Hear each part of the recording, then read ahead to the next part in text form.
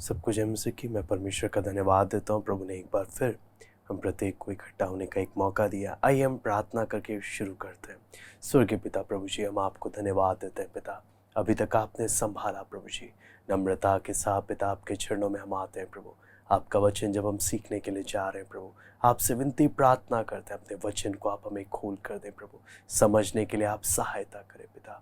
पवित्र आत्मा आप कंट्रोल करें, हम एक एक से बातें करें। सराध और महिमा केवल हम आपको देते हैं। प्रार्थना प्रभु यीशु मसीह के नाम से मांगते हैं, आमीन। हम लोग परमेश्वर के वचन से आज हम लोग जो देखने जा रहे हैं वो है चोर के बारे में, द थीव्स। आपको मालूम है नीति वचन की पुस्तक जो शुरुआत जो करती है एक चेतावनी के साथ करती है। नीति वचन की पुस्तक में हम देखते हैं उन लोगों के विषय में जो जल्दी ही धनी होना चाहते हैं, जो एकदम जो जल्दी अमीर होना चाहते हैं, और उसके लिए वो परमेश्वर की व्यवस्था को तोड़कर अपने टेढ़े मेढ़े षड्यंत्र रचते हैं, अपनी योजनाएं बनाते हैं, जिसके बारे में मैं पढ़ना चाहूँगा। नीति वचन की पुस्तक में पहला अध्याय, नीति वचन की पुस्तक पहला अध्याय उसका 10 से लेकर 19। नीति वचन पहला अध्याय उसका 10 से 19। हे मेरे पुत्र, यदि पापी लोग तुझे फुसलाएं तो उनकी बात ना मानना। यदि वे कहें हमारे संग चल कि हम हत्या करने के लिए घात लगाएं, हम निर्दोषों की ताक में रहें, हम अधलों के समान उनको जीवता, कब्र में पड़े हों के समान नमूचा निगल जाए, हमको सब प्रकार के अनमोल पदार्थ मिलेंगे, हम अपने घरों को लूट से भर लेंगे।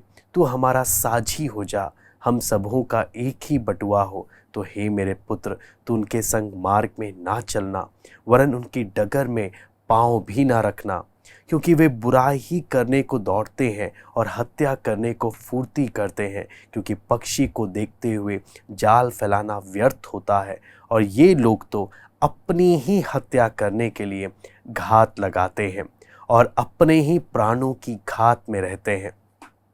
सब लालचियों की चाल ऐसी ही होती है, उनका प्राण लालच ही के कारण नष्ट हो जाता है।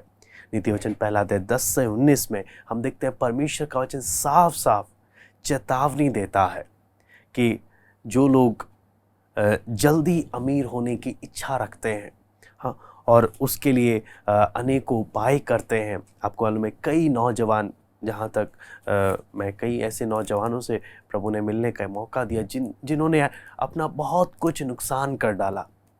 हाँ, आपको मालूम है रास्ते में, सड़कों में जाते हैं या ट्रेन में जाते हैं तो वहाँ पे कई कई एडवर्टाइजमेंट लिखा होता है कि अनपढ़ से 12वीं वाले, हाँ, उन लोग को रेलवे में भर्ती, या 40, 50, 80 हज़ार, 1.5, 2 लाख रुपए तक आप कमा सकते हो।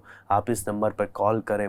लोग उधर चले जाते हैं खुशी खुशी, हाँ, वो एडवांस में उनसे पैसे मांग लेते हैं और पैसे भी दे देते हैं, और फिर वो लोग नचाते हैं और वो जल्दी पैसे ज़्यादा कमाने के लालच में आकर, हाँ, कितना गोल चक्कर काटते काटते बाद में धोखा खा जाते हैं। कितने ऐसे आयुर्वेदिक कंपनीज में भी लोग फंसते हैं, हाँ, जो बोलते हैं आप हमारा माल बेचिए, आपको 10%, 5% मुनाफा होगा, और उसमें भी वो लोग क्या हो जाते हैं, इस बिजनेस में भी फंस कर कितने लोग फंस जाते हैं। आपको मालूम है कितने नौजवान इन सब बातों में फंसते हैं और बहुत दुख लगता है। तो इसलिए परमेश्वर का वचन साफ साफ चेतावनी देता है कि जो जल्दी अमीर होना चाहते हैं, जल्दी बहुत पैसों को, बहुत धन इकट्ठा करना चाहते हैं, परमेश्वर का वचन बोलता है ऐसी बातों में ना फंसना। हाँ, ऐसी बातों में ना फंसना, ये विनाशकारी है, ये विनाशकारी है और आपको अपना गुलाम बना देगा, और यहाँ तक कि आप को कब्र तक, आपकी मौत तक आपको पहुंचा देगा। आपको मालूम है कितने ऐसे ऑनलाइन गेम्स भी निकले हैं, है ना, हाँ, कितने ऐसे ऑनलाइन गेम्स हैं, कितने लॉटरी वाले साइट्स हैं जहाँ पे लोग इन्वेस्ट करते हैं। कितने लोग, कितने नौजवान बोलते हैं, हाँ, ऐड में तो बोलते हैं आप करोड़पति बन सकते हैं, आप लाखपति बन सकते हैं, आप ये बन सकते हैं, आप वो बन सकते हैं, और लोग उसमें अपना कितने नौजवान पैसे कमाने के लालच में उसमें जाकर अपना पैसा बर्बाद कर हाँ, बाद में जो होता है वो भी उड़ा देते हैं। हाँ, कितने कितने बच्चे भी गेम्स के चक्कर में, हाँ, लोगों को दिखाने के चक्कर में कितना कुछ बर्बाद कर देते हैं। इसलिए परमेश्वर का वचन साफ साफ चेतावनी देता है, हाँ, कि ऐसी बातों में नहीं फंसना। हाँ, उन लोगों से सावधान रहो। परमेश्वर का वचन बोलता है उन लोगों से सावधान रहो जो आपको क्षण भर में अमीर बनाने का वादा करते हैं। हाँ, आपको कुछ ही मिनटों में आपको बहुत बड़ा अमीर बनाने का वादा करते हैं, जिसमें आपको कड़ी मेहनत नहीं करनी। हाँ, बहुत से नौजवान मेहनत से बचते हुए, हाँ, खूब पैसा कमाने के लालच में फंस जाते हैं। हाँ, परमेश्वर का वचन बोलता है ऐसे से सावधान रहो। हाँ, ऐसी जगह में नहीं जाना। नीति वचन 13 का 11 भी मैं पढ़ना चाहता हूँ। नीति वचन 13 का 11। निर्धन के पास माल नहीं रहता, परंतु जो अपने परिश्रम से बटोरता उसकी बढ़ती होती है। मैं दोबारा से पढ़ूंगा। निर्धन के पास माल नहीं रहता, परंतु जो अपने परिश्रम से बटोरता उसकी बढ़ती होती है। कितने नौजवान, हाँ, इन बातों में फंस जाते हैं और बहुत दुख लगता है जब अपनी दुखद कहानी बताते हैं कि हाँ, लोगों ने हमारे साथ ऐसा कर दिया। हाँ, कंपनीज के कॉल आते हैं। लोग, आपको मालूम है आज हम एक ऐसे समय में रह रहे हैं, लोग एक्सपर्ट हैं झूठी बातों को भी इस तरीके से बताने में कि सामने वाला क्या हो जाए, उनकी बात में फंस जाए। आज हमारे देश में भी कितने लोग क्या बोलते हैं, अनएम्प्लॉयड है। हाँ, नौकरी नहीं है, काम नहीं है। हाँ, तो काम की तलाश में, हाँ, उन लोगों का नज़र कहाँ होता है, कौन सी जगह में ज़्यादा पैसा मिलेगा।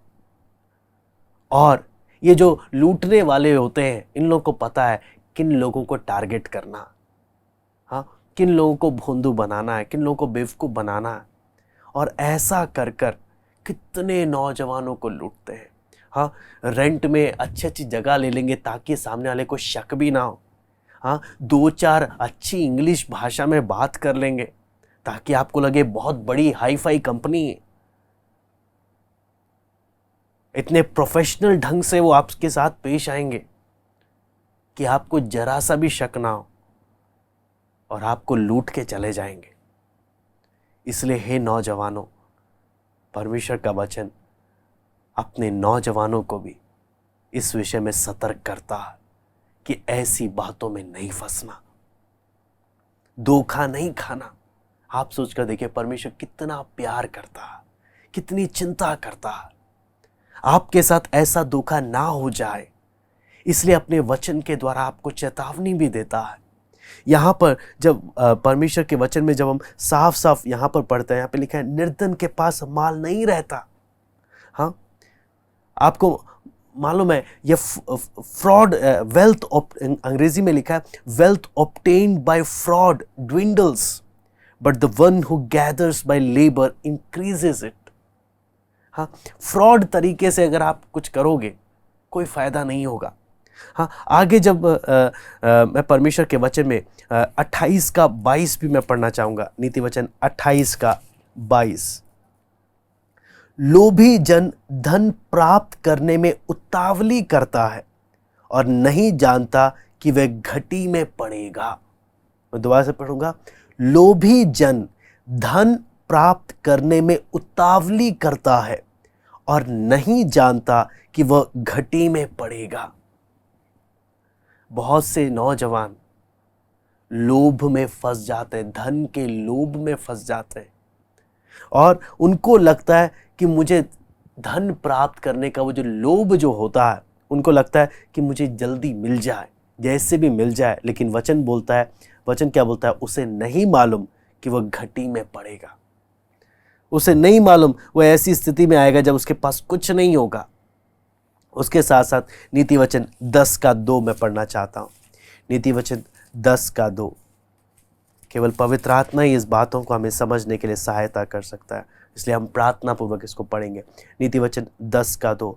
दुष्टों के रखे हुए धन से लाभ नहीं होता, परंतु धर्म के कारण मृत्यु से बचाव होता है। मैं दोबारा से पढ़ता हूं, दुष्टों के रखे हुए धन से लाभ नहीं होता, परंतु धर्म के कारण मृत्यु से बचाव होता है। इसलिए नीति वचन 21 का 5 से 7 में हम देखेंगे परमेश्वर का वचन साफ साफ बोलता है किन 3 प्रकार से हमने धन को अर्जित नहीं करना, किन 3 प्रकार से हमने धन को नहीं कमाना। नीति वचन 21 का 5 से 7, कामकाजी की कल्पनाओं से केवल लाभ होता है, परंतु उतावली करने वाले को केवल घटी होती है। सबसे पहला, उतावली करने वाले को केवल घटी होती है। दूसरा, जो छठा आयत में लिखा है, जो धन झूठ के द्वारा प्राप्त हो वह वायु से उड़ जाने वाला कोहरा है। मैं दोबारा से पढ़ता हूं, जो धन झूठ के द्वारा प्राप्त हो वह वायु से उड़ जाने वाला कोहरा के समान है। फिर 7वां, जो उपद्रव दुष्ट लोग करते हैं उससे उन्हीं का नाश होता है, क्योंकि वे न्याय का काम करने से इनकार करते हैं। तो 3 प्रकार से परमेश्वर का वचन नौजवानों को, अपने लोगों को धन इकट्ठा करने के विषय में मना करता है। वो कौन से 3 है? पहला, उतावली करना, जल्दी से आ जाए, बस उसके लिए जो तरीका अपनाना पड़े अपनाने को तैयार है। क्या हमारी सोच ऐसी है? वचन बोलता है अगर आप ऐसे जाएंगे आपका नुकसान हो जाएगा, आप बर्बाद हो जाएंगे। हाँ, फिर आगे लिखा है लोगों को झूठ बोलकर पैसे ऐंठना। वचन बोलता है आप कमा तो लोगे, वचन ये नहीं बोलता कि आप कमा नहीं पाओगे। वचन बोलता है जो धन झूठ के द्वारा प्राप्त हो जाएगा। आप झूठ बोलकर बहुत धन इकट्ठा कर सकते हो, लेकिन वो वायु से उड़ जाने वाला कोहरा है, आया कब चला गया पता ही नहीं। हर एक नौजवानों ने इस बात को समझना है कि हमने ऐसे मार्गों को नहीं अपनाना जिससे कोई लाभ नहीं है, कोई बुद्धिमानी नहीं है। 7वीं आयत में लिखा है जो उपद्रव दुष्ट लोग करते हैं उससे उन्हीं का नाश होता है, क्योंकि वे न्याय का काम करने से इनकार करते हैं। तीसरा जो वचन, परमेश्वर का वचन जो बोलता है, तीसरी बात जो बोलता है वो है चोरी करना, या एक तरीके से बोले क्या बोलते हैं, मारपीट करना, उपद्रव करना, दूसरों पर अत्याचार कर उनसे ऐंठना। हाँ, तो ये 3 तरीके से परमेश्वर का वचन बोलता है हर एक नौजवान इन 3 बातों से बचकर रहे। सबसे पहला, उतावली ना करें धन प्राप्त करने में। नंबर 2, लोगों से झूठ बोलकर ना ऐंठे, कोई फायदा नहीं है इसमें, कोई बुद्धिमानी नहीं है इसमें। 3, लोगों के साथ उपद्रव करके, चोरी डकैती कर आप इन रास्तों में ना जाएं। हाँ, आपको मालूम है कितने ऐसे जो ये तरीके अपनाते नहीं हैं फिर भी घोटालों में भी होते हैं, किसी ना किसी प्रकार के धोखे में फंस जाते हैं। और परमेश्वर का वचन हमें इस बात से हमें समझाता भी है, कितनी बार परमेश्वर के लोग भी घोटालों में फंस जाते हैं, धोखा खा जाते हैं, हाँ, और परेशान हो जाते हैं। आपको मालूम है घोटाला होता क्यों है? घोटाला तब तक सफल नहीं होता जब तक लोगों में ये लालच नहीं होता कि मेरे को और पैसे मिल जाए और आसान तरीके से मिल जाए। अगर ये भावना ही लोगों में ना हो तो घोटाले भी कभी नहीं होंगे। लेकिन ये धन में जो घोटाले होते हैं ये सब यही कारण है। इसलिए परमेश्वर का वचन हमें चेतावनी क्या देता है? आप जीवन में जो चाहे आप प्राप्त तो कर सकते हैं, लेकिन आपको उसकी कीमत जरूर चुकानी पड़ेगी। शुरुआत में नहीं तो अंत में आपको उसकी कीमत चुकानी पड़ेगी। आप बच नहीं सकते।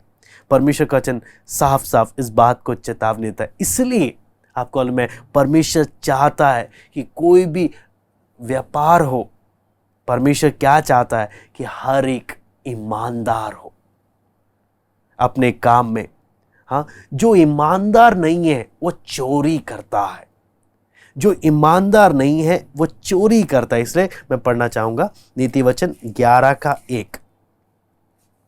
छल के तराजू से यहोवा को घृणा आती है, परंतु वह पूरे बटखरे से प्रसन्न होता है। दोबारा से मैं पढ़ूंगा, छल के तराजू से यहोवा को घृणा आती है, परमेश्वर नफरत करता है। 16 का 11 भी मैं पढ़ना चाहूंगा, नीति वचन 16 का 11।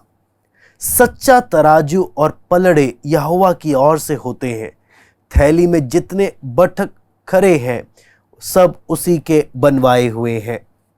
फिर उसके साथ साथ 20 का 10 मैं पढ़ना चाहूंगा, घटते बढ़ते बटखरे और घटते बढ़ते नपुए, इन दोनों से यहोवा घृणा करता है। फिर उसके साथ साथ 23वीं पद को मैं पढ़ना चाहूंगा, घटते बढ़ते बटखरों से यहोवा घृणा करता है, छल का तराजू अच्छा नहीं। तो ये सब बातों से हम क्या चीज समझ सकते हैं? परमेश्वर अपने लोगों से ईमानदारी चाहता है, ईमानदारी। सवाल ये है, क्या हम नौजवान ईमानदार हैं? आपको मालूम है, मूसा के द्वारा परमेश्वर ने उन्हें परमेश्वर ने लोगों को व्यवस्था दिया कि अपने काम में, अपने व्यापार में ईमानदार हो, अपने तौल तराजू में, जो कि आप व्यवस्था 19 का 35-36, व्यवस्था विवरण 25 का 13 से 16 में आप पढ़ सकते हैं। लेकिन आपको मालूम है, इजरायलियों के पास ऑफिशियल डिपार्टमेंट ऑफ स्टैंडर्ड नहीं था। उन लोगों के पास ये ना होने कारण कि सबकी जांच पड़ताल एक समान की जा सके। आपको मालूम है, इस कारण जब बराबर जांच पड़ताल होती नहीं थी, इजराइल लोग हमेशा व्यवस्था का पालन नहीं करते थे। आपको मालूम है, इसलिए आमोस व्यापारियों के विषय में क्या कहता है, मैं पढ़ना चाहूंगा आमोस 8 का 5। आमोस 8 का 5।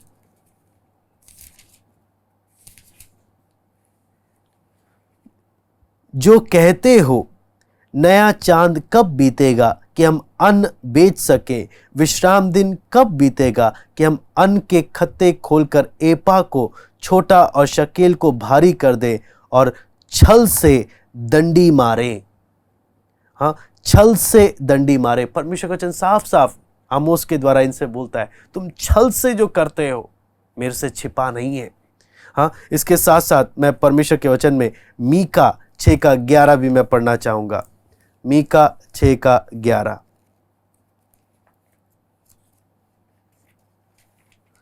यहां पे लिखा है, क्या मैं कपट का तराजू और घट बढ़ के बटखरों की थैली लेकर पवित्र ठहर सकता हूं? हाँ, परमेश्वर साफ साफ यहां पर इसके विषय में भी कहता है। आपको मालूम है, एक और तरीका है जो बेईमानी से धन एकत्रित करने का, वो क्या है? मेरे पास जो भी स्रोत है उसको मैं स्वार्थपूर्ण, अपने स्वार्थ के द्वारा दूसरे की जरूरतों को देखते हुए भी नजरअंदाज करते हुए धन अपने लिए बटोरना, उसको हम बोल सकते हैं चोरी करना या बेईमानी। इसके लिए नीति वचन 11 का 25-26 में हम पढ़ सकते हैं। नीति वचन 11 का 25-26।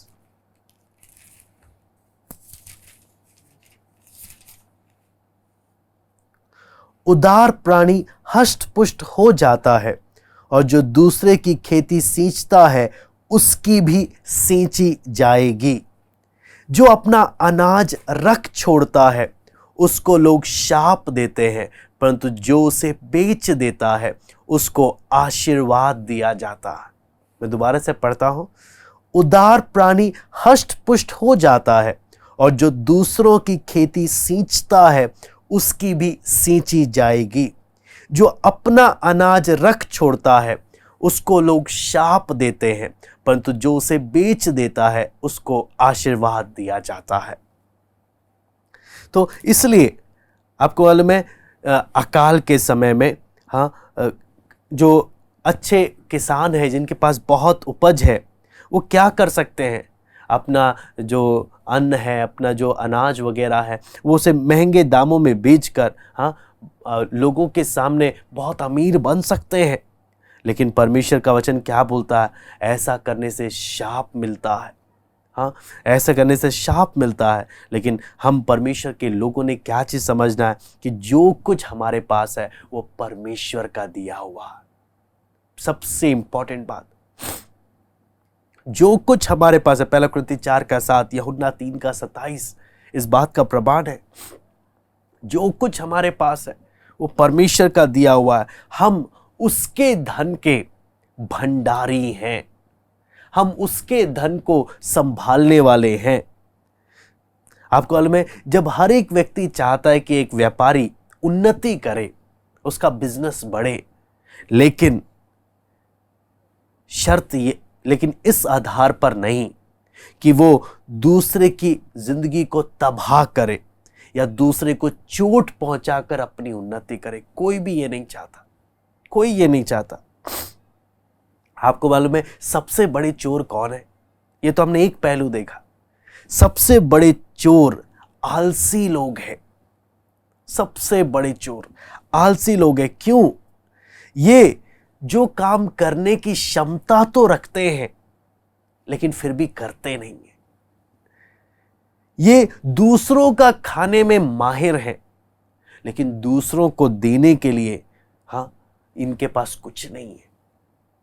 आपको मैं आलसियों के विषय में नीति वचन में कम से कम 17 बार आया है और एक बार भी आलसियों की तारीफ नहीं की गई, एक बार भी नहीं। आगे हम परमेश्वर के वचन में जब हम देखते हैं, बहुत बार लोगों को लगता है काम करना ना श्राप है, लेकिन हम यहां पर साफ साफ हम देख सकते हैं परमेश्वर के वचन में कि काम श्राप नहीं है। काम जो परमेश्वर ने दिया वो श्राप नहीं है। परमेश्वर ने आदम को अदन की वाटिका में पाप से पहले ही, पाप के आने से पहले ही परमेश्वर ने आदम को काम दिया कि आदम काम करे। उत्पत्ति 2:15 आप पढ़ सकते हैं। आपको मालूम है परमेश्वर ने हम एक एक के शरीर को इस प्रकार से डिजाइन किया है कि जितना काम करेंगे, जितना फिजिकल वर्क है, उतना ये हष्ट-पुष्ट भी है। लेकिन जितना आप आलस दिखाएंगे उतना ही आपका शरीर बीमारियों का भंडारी बन जाएगा। बीमारियों से आपका शरीर भर जाएगा।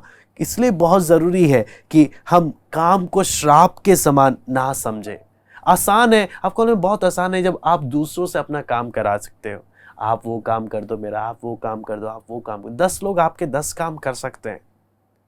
आप बड़े मुखिया बनकर बैठ सकते हैं, लेकिन आप अगर खुद से काम नहीं कर रहे, आप अपने ही शरीर को बीमारियों के लिए एक बर्तन बना रहे हैं कि आपके शरीर क्या हो जाए। आलसियों को अगर ये बात समझ में आ जाए तो अपना आलस छोड़ देंगे वो। इसलिए वचन साफ साफ बोलता है कि काम श्राप नहीं है। काम परमेश्वर ने पाप के आने से पहले ही दिया था। यीशु मसीह को भी अगर आप देखेंगे, यीशु मसीह कारपेंटर है ना, कारपेंटर यानी बढ़ई का काम करता था सेवकाई में आने से पहले। प्रेरित पौलुस को अगर आप देखें, वो टेंट मेकर था, तंबू बनाने वाला था। पुराने समय में जो रब्बी लोग थे, गुरु लोग थे, उनके बारे में भी जब देखते हैं, उनका भी अपना काम का धंधा था। वो लोग बेशक गुरु लोग होते हुए भी वो अपने विद्यार्थियों से फीस नहीं लेते थे।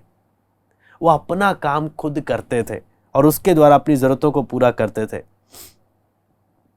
तो यहां पर हम जब देखते हैं, हम भी परमेश्वर के साथ, परमेश्वर का वचन बोलता है तुम भी परमेश्वर के साथ सहकर्मी हो। तो हम भी जब काम करें, हमने भी दूसरों की आवश्यकताओं को पूरा करना है, तभी हम परमेश्वर के उस चरित्र में हम लोग बढ़ सकेंगे। इसलिए परमेश्वर का कार्य हमें क्या करता है? तरोताजा करता है, हमें तोड़ता नहीं है। इसलिए वचन बोलता है लूका 10:7, पहला तिमुथियुस 5:18 में हम देखते हैं मजदूर को उसकी मजदूरी जरूर दी जाएगी। लेकिन एक आलसी को अगर हम देखें, आलसी, इसकी पहचान क्या है? अगर हम देखें आलसी की पहचान, सबसे पहला, इन्हें सोना पसंद है।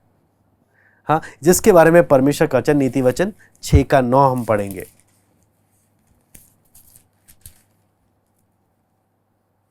हे आलसी, तू कब तक सोता रहेगा, तेरी नींद कब टूटेगी। फिर इसके साथ साथ 26 का 14 में भी मैं पढ़ना चाहूंगा। 26 का 14,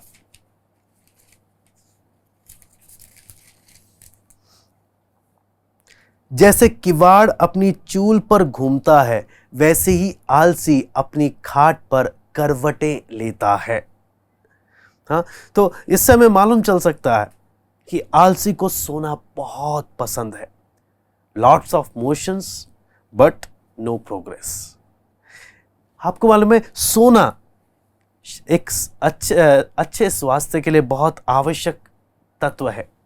नींद बहुत ज़रूरी है, सोना ज़रूरी है, लेकिन सोना अति हो जाए, अगर आप इसके लिमिट क्रॉस कर दें, आप हद से ज़्यादा अगर आप सो रहे हैं, तो वचन में हम जब देखते हैं यह विनाशकारी है। आपको मालूम है, बुद्धिमान लोग नींद का या सोने का मीठा आनंद लेते हैं। परमेश्वर का वचन 3 का 24 में इसके बारे में बताता है, क्योंकि उन्हें मालूम है वो परमेश्वर की इच्छा में है। ऐसी मजदूर जो मजदूरी करता है वो भी मीठी नींद लेता है, क्योंकि उसे मालूम है उसने कड़ी मेहनत करी है। समुपदेशक 5 का 12 में हम पढ़ सकते हैं।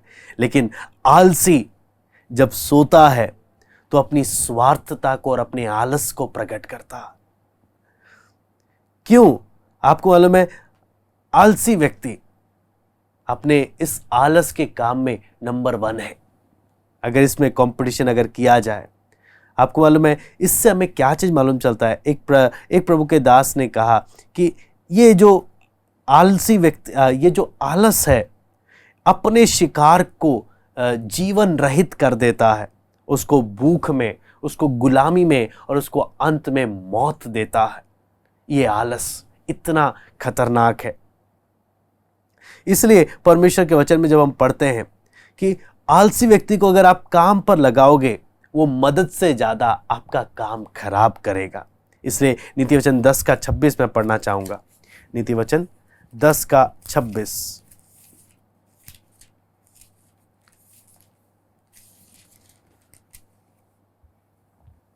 जैसे दांत को सिरका और आंख को धुआं, वैसी आलसी उनको लगता है जो उसको कहीं भेजते हैं। तो इसलिए यहाँ पे जब हम परमेश्वर के वचन में देखते हैं, सिरका जैसे दांत को और आंख के लिए हम जो पढ़ते हैं, ये इरिटेट कर देता है, आपको परेशान कर देता है। ऐसी आलसी व्यक्ति काम को पूरा ना करके एक व्यक्ति को परेशान कर देता है। वो आलसी व्यक्ति करता क्या है, सपने बहुत देखता है कि उसको किन किन चीजों का आनंद लेना है, लेकिन उन्हें प्राप्त करने के लिए कड़ी मेहनत नहीं करता। इसलिए मैं पढ़ना चाहूंगा नीति वचन 21 का 25 भी। नीति वचन 21 का 25 भी, आलसी अपनी लालसा ही में मर जाता है, क्योंकि उसके हाथ काम करने से इनकार करते हैं। आलसी अपनी लालसा ही में मर जाता है, क्योंकि उसके हाथ काम करने से इनकार करते हैं। कितने ऐसे हैं, हाँ, आलस के कारण, हाँ, सपने बहुत देखते हैं, काश मेरे पास ये हो, काश मेरे पास वो हो, काश मैं ये हूं। हाँ, सपने तो बहुत हैं, लेकिन मेहनत नहीं करता। ये एक आलसी व्यक्ति का पहचान है। आपको मालूम है, सपने डरावने सपने बन जाते हैं अगर आप काम करने के विषय में अगर अनुशासन नहीं डालेंगे। परमेश्वर का वचन चेतावनी देता है, सपने डरावने सपने बन जाएंगे अगर आप काम के विषय में अपने जीवन में अनुशासन नहीं डालते। आपको मालूम है, अगला आलसी व्यक्ति का अगला जो पहचान है, वो हम वचन में जब देखते हैं, उसका ये भावना कि मुझे सब पता है। यह भी एक बहुत बड़ी मुसीबत है, हाँ, जिसके बारे में नीति वचन 26 का 16 मैं पढ़ना चाहूंगा। नीति वचन 26 का 16, आलसी अपने को ठीक उत्तर देने वाले 7 मनुष्यों से भी अधिक बुद्धिमान समझता है। मैं दोबारा से पढ़ूंगा, आलसी अपने को ठीक उत्तर देने वाले 7 मनुष्यों से भी अधिक बुद्धिमान समझता है। 7 लोग भी इसको कोई बात बताएंगे ना, ये बोलेगा सातों के सातों गलत है, मैं ठीक हूं। ऐसी सोच है एक आलसी व्यक्ति की कि मुझे सब मालूम है, मुझे किसी की सलाह की जरूरत नहीं है। कितनी डरावनी बात है। परमेश्वर आलसी को भी चोर बोलता है, सबसे बड़ा चोर। हाँ, क्या कोई अपने आप को आलसी मानेगा? अगर अंदर से फीलिंग हो कि हाँ मेरे अंदर आलस जैसे गुण है, और अगर परमेश्वर का वचन बोले तू चोर है, क्या मैं चोर हूं सच में? आपको मालूम है आलसी व्यक्ति का अगला जो पहचान है, हाँ, वो इसमें जब हम देखते हैं, वो काल्पनिक दुनिया में जीना उसको बहुत पसंद है। काल्पनिक दुनिया में उसे जीना बहुत पसंद है। असली वास्तविक दुनिया में वो किसी काम का नहीं है। यानी एक आलसी को बिठा दो, एक कमरे में टीवी लगा दो, पूरे दिन भर बैठकर देखता रहेगा। वो काल्पनिक दुनिया में सब जी लेगा, लेकिन कोई काम करने की बात बोलो, बोलेगा मुझे आता ही नहीं, सीख लो, मेरे से होगा ही नहीं, मैं नहीं कर पाऊंगा। पहले ही क्या करेगा, ये सारी बातें कहने लग जाएगा। तो इसलिए यहां पर हम इसके बारे में जो अगली बात, आपको मालूम है हम क्या चीज देख सकते हैं? मैं इससे पहले इससे संबंधित आयतों को भी पढ़ना चाहूंगा। नीतिवचन 13:4, नीतिवचन 13:4। आलसी का प्राण लालसा तो करता है और उसको कुछ नहीं मिलता। फिर 21 का 25 और 26 जो हमने पढ़ा था, मैं उसको भी पढ़ना चाहूंगा। आलसी अपनी लालसा ही में मर जाता है, क्योंकि उसके हाथ काम करने से इनकार करते हैं। कोई ऐसा है जो दिन भर लालसा ही किया करता है, परंतु धर्मी लगातार दान करता रहता है। आलसी क्या है? दिन भर लालसा करता रहता है। तो यहां पर हम वचन में जब देखते हैं, आलसी सबको बताएगा उसे क्या, दूसरों को क्या करना चाहिए, लेकिन खुद के जीवन में कभी सफलता इसे प्राप्त नहीं होती।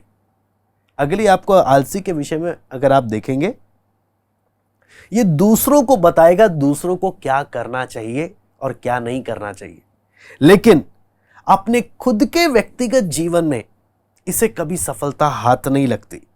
लेकिन हां, ये दूसरे को जरूर बताएगा कि सफलता कैसे प्राप्त कर सकते हैं। आपको समझ पा रहे हैं? आलसी दूसरे को जरूर बताएगा कि सफलता कैसे प्राप्त कर सकते हैं, लेकिन खुद के व्यक्तिगत जीवन में सफलता इसके दूर दूर तक नहीं है। ऐसी स्थिति है एक आलसी की। और अगली बात, आलसी अगर किसी चीज में नंबर 1 है, परमेश्वर का वचन बताता है बहाना बनाने में पीएचडी किया हुआ। बहाना बनाने में इससे बेहतर कोई नहीं हो सकता। कोई भी बहाना ले लो, इससे बेहतर, एक आलसी से बेहतर बहानेबाज परमेश्वर का वचन बोलता है कोई नहीं हो सकता। हाँ, इसको कुछ भी बोलो, अगर काम करने के लिए बोलेंगे जाकर हल जोतो, या कोई भी कठिन परिश्रम के बारे में बोलेंगे, ये बोलेगा मौसम ठीक नहीं है, बहुत ठंडा है। नीतिवचन 20:4 में पढ़ना चाहूंगा। नीतिवचन 20:4। आलसी मनुष्य शीत के कारण हल नहीं जोतता, इसलिए कटने के समय वह भीख मांगता और कुछ नहीं पाता। हाँ, वो बहाना बनाएगा, मौसम ऐसा है, हाँ, इसलिए मैं काम पे नहीं जाऊंगा, मौसम ऐसा है इसलिए मैं काम नहीं करूंगा। हाँ, फिर उसके बाद उसको अगर कहीं बाहर जाने, घर से बाहर जाने बोलेंगे, नीतिवचन 22:13 मैं पढ़ना चाहता हूं। नीतिवचन 22:13। आलसी कहता है बाहर तो सिंह होगा, मैं चौक के बीच घात किया जाऊंगा। अब कल में आपने क्या ऐसे कोई लोगों को देखा है, उनको कोई काम बताओ तो पहले ही बोल देते हैं ऐसा ऐसा होगा, वहां पर जाएंगे नहीं, देखेंगे नहीं, बैठे बैठे भविष्यवाणी कर देंगे कि वहां पे ऐसा हो रहा होगा। एज्यूम कर लेते हैं क्योंकि मन नहीं है जाने का। क्या हम नौजवानों में ऐसे कोई गुण तो नहीं है? आलसी व्यक्ति की स्थिति आप देखें, उसको जाने का मन नहीं तो 10 बहाने उसके पास हमेशा रेडी है। अचूक हथियार है उसके पास जिसमें उसने पीएचडी करी हुई है। इसलिए परमेश्वर का वचन 26 का 13 भी मैं पढ़ना चाहता हूं। नीति वचन 26 का 13। आलसी कहता है मार्ग में सिंह है, चौक में सिंह है। उसको कोई भी बोलो मार्ग उधर जाना है, उधर जाना है, बोलता नहीं, वहां नहीं, खतरा है, वहां पे मैं नहीं जा सकता। बहाना। इसलिए परमेश्वर का वचन क्या बताता है, हम पढ़ेंगे नीति वचन 15 का 19। नीति वचन 15 का 19। आलसी का मार्ग कांटों से रुंधा हुआ होता है, परंतु सीधे लोगों का मार्ग राजमार्ग ठहरता है। मैं दोबारा से पढ़ूंगा। आलसी का मार्ग कांटों से रुंधा हुआ होता है, परंतु सीधे लोगों का मार्ग राजमार्ग ठहरता है। तो आप समझने की कोशिश करना, आलसी जितना आलस दिखाते हैं, जितना अपना स्मार्टनेस दिखाते हैं, इनके जीवन का रास्ता उतना ही कांटों से भरा होता है। लेकिन जो सीधे बनकर जीवन बिताते हैं, भोला नहीं बोल रहे, सीधे, उनका रास्ता राजमार्ग होता है। इसलिए आपको मालूम है, एक मेहनती व्यक्ति के बारे में जब हम पढ़ते हैं, कोई भी मेहनती इंसान हो, वो काम करने के लिए कारण ढूंढता है कि आप मुझे बताओ कोई काम है तो।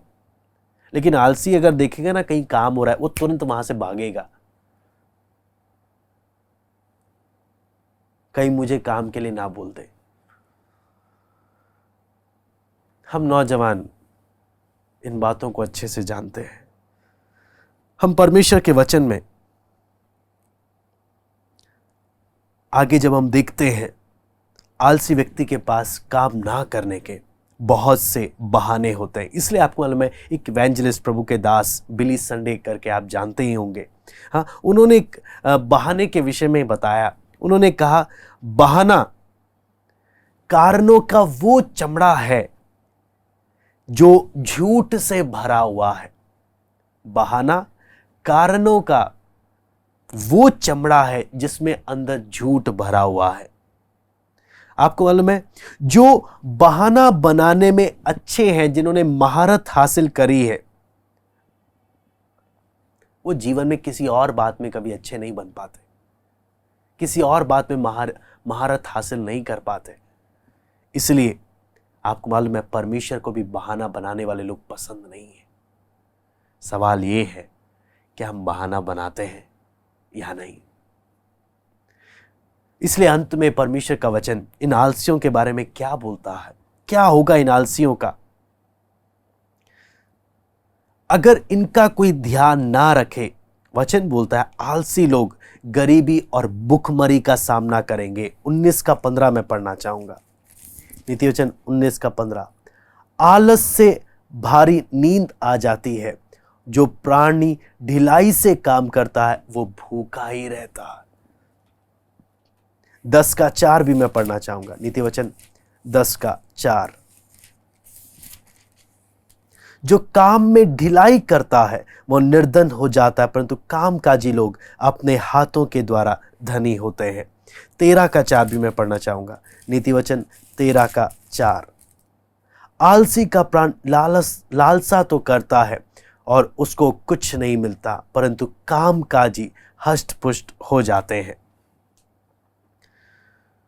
आपको मालूम है, नए नियम के कलीसिया में विश्वासियों का स्टैंडर्ड परमेश्वर ने क्या रखा है। अगर उसको पढ़ेंगे, 2 थिस्सलुनीकियों 3 का 6 से 15, अगर आप पढ़ेंगे 2 थिस्सलुनीकियों 3 का 6 से 15, नए नियम में काम के विषय में जो स्टैंडर्ड परमेश्वर ने रखा है कलीसिया का,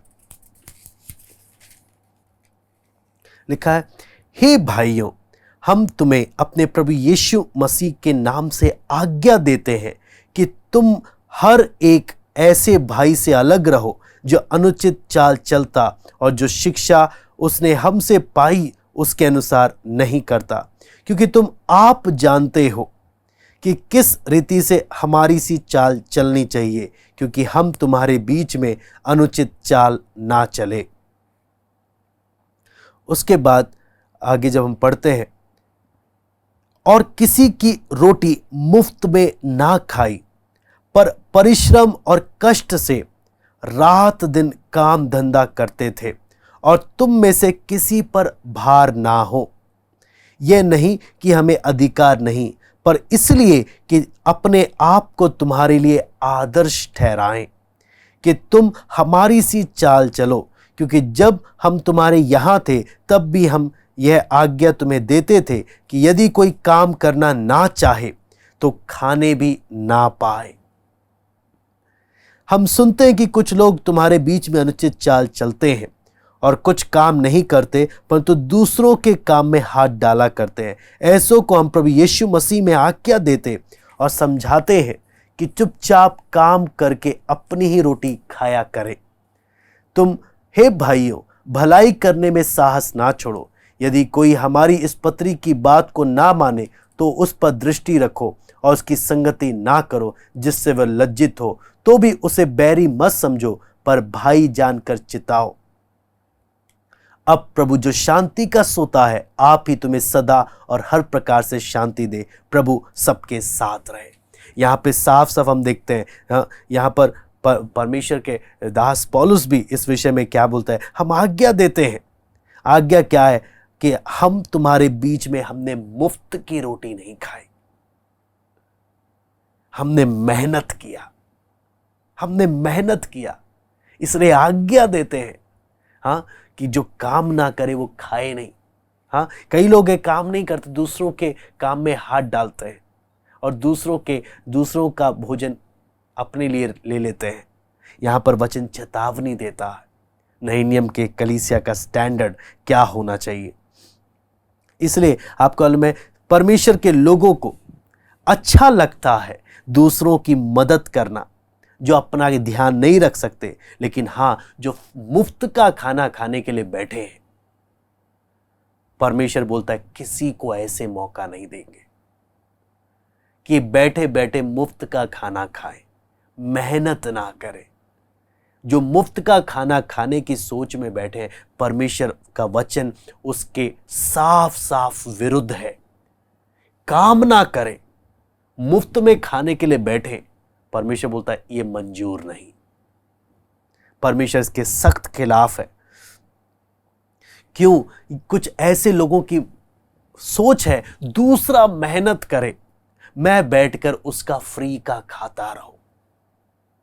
पौलुस बोलता है हमने कभी तुम पर हम भार नहीं बने, हमने मुफ्त का नहीं खाया किसी का, जबकि हमें हक था, लेकिन हमने नहीं खाया। हमने मेहनत किया, तुम्हारे लिए आदर्श दिया। ऐसे तुमने भी हमारी सी चाल चलना है। इसलिए आपको मालूम है आलसी लेकिन ये सोच इस सोच में रहता है कि वो मुफ्त का खाए। आपको मालूम है आलसी, परमेश्वर का वचन बोलता है आलसी इतना आलसी होता है कि वो अगर खाना उसके सामने भी होगा तब भी वो लेकर उसे खाता नहीं है। मैं पढ़ना चाहूंगा नीति वचन 19:24। नीति वचन 19:24।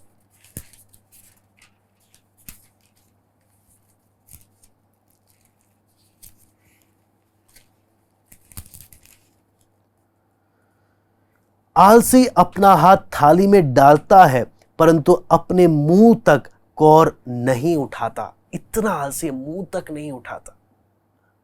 इतना मेहनत भी कितने, बोलते हैं आलस का चरम सीमा। 26:15 में पढ़ना चाहूंगा, नीति वचन 26:15। जैसे किवाड़ अपनी चूल पर घूमता है, वैसी आलसी अपनी खाट पर करवटें लेता रहता है। आपको मालूम है इस कारण परमेश्वर का वचन बोलता है आलसी अपनी आजादी को खो देता है और दूसरों का गुलाम बन जाता है। नीति वचन 12:24 भी मैं पढ़ना चाहूंगा। नीति वचन 12:24। कामकाजी लोग प्रभुता करते हैं, परंतु आलसी बेगार में पकड़े जाते हैं। बेगार में पकड़े जाते हैं। आपको मालूम है आलसी व्यक्ति बहुत सारी चीजों का लालसा रखकर आपको मालूम है इतना कर्जा ले लेता है, इतना कर्जा ले लेता है कि आपको मालूम है उस कर्जा को चुकाते चुकाते के लिए वो दूसरे का गुलाम बन जाता है। दूसरे का गुलाम। कर्जा क्या है? अपनी इच्छाओं पर लिमिट नहीं रखते, इसलिए अपनी इच्छाओं पे लिमिट ना रखने, दुख उठाने की मंशा ना होने के कारण दूसरों से कर्जा लेते रहना। वचन बोलता है ये आलसी है जो ऐसा करता, और बाद में देने वालों के लिए क्या बन जाता है? ये उनका गुलाम बन जाता है, गुलामी की जिंदगी जीता है। ये वचन, इसके बारे में परमेश्वर का वचन व्यवस्था 25वें अध्याय में, व्यवस्था 15वां अध्याय में साफ साफ बोलता है। आलसी के लिए जो आराम का जो जीवन है बहुत महंगा उसे साबित होता है, क्योंकि उसके लिए वो तकिया वो क्या बन जाता है? हल जोतने का माध्यम बन जाता है, और बड़ी कठिनाई से उसे वहां पर परिश्रम करना पड़ता है। आपको मालूम है अगली जो बात हम आलसी के बारे में देख सकते हैं, परमेश्वर के द्वारा दिए गए स्रोतों को भी ये बर्बाद कर देता है। आलसी व्यक्ति के बारे में नीति वचन 18:9 में पढ़ना चाहूंगा। नीति वचन 18:9, जो काम में आलस करता है वे बिगाड़ने वाले का भाई ठहरता है। जो काम में आलस करता है वे बिगाड़ने वाले का भाई ठहरता है। आपको मालूम है आलसी व्यक्ति हो सकता है वो काम करे। आलसी व्यक्ति ऐसा नहीं कि हर कोई जो आलसी होता है काम नहीं करता, नहीं। कई आलसी हैं जो काम करते हैं लेकिन काम अच्छे तरीके से नहीं करते, बस कर दिया, ऊपर के मन से कर दिया, दिल से नहीं किया। आपने जरूर देखा होगा कई ऐसे लोगों को, उन्हें कोई काम बोलो कर देंगे, ऊपर के मन से करते, दिल से नहीं करते। वो चीज आप देखते हैं, और उसके कारण क्या हो जाता है? उनको काम से हटा दिया जाता है, या वो काम दोबारा करना पड़ता है, मतलब नुकसान ही होता है। आपको मालूम है अगले ना केवल ये परमेश्वर के द्वारा दिए गए स्रोतों को बर्बाद करता है, बल्कि आलसी परमेश्वर के द्वारा दिए गए अवसरों को भी, अपॉर्चुनिटीज को भी ये बर्बाद कर देता है। नीति वचन 10:5 में पढ़ना चाहूंगा। नीति वचन 10:5, जो बेटा धूप काल में बटोरता है वह बुद्धि से काम करने वाला है, परंतु जो बेटा कटनी के समय भारी नींद में पड़ा रहता है वो लज्जा का कारण होता है। लज्जा का कारण होता है। इसलिए आपको मालूम है परमेश्वर का वचन साफ साफ बोलता है, खेत तो पके हैं लेकिन मजदूर थोड़े हैं, लेकिन अवसर हमेशा ऐसे नहीं मिलेंगे। आपको मालूम है इसलिए परिश्रमी लोग परमेश्वर के द्वारा आने वाले अवसरों को पहचान लेते हैं और उन्हें खोजकर उससे अपना लाभ प्राप्त करते हैं। लेकिन आपको मालूम है ये आलसी जो चोर है अपने जीवन को बर्बाद कर देता। हम नौजवानों के लिए परमेश्वर का ये वचन चेतावनी है। चोर, कई बार चोर समझते साथ हम क्या समझते हैं? जो चोरी डकैती करते हैं, किसी का पैसा ले लिया। लेकिन क्या हमने कभी इस दृष्टिकोण से भी हमने देखा कि परमेश्वर का वचन ऐसों को भी चोर बोलता है? और कहीं मैं इनमें से एक तो नहीं? हम अपने जीवन को जांचें और नम्रता पूर्वक, गंभीरता से हम एक एक परमेश्वर के चेतावनी को समझें।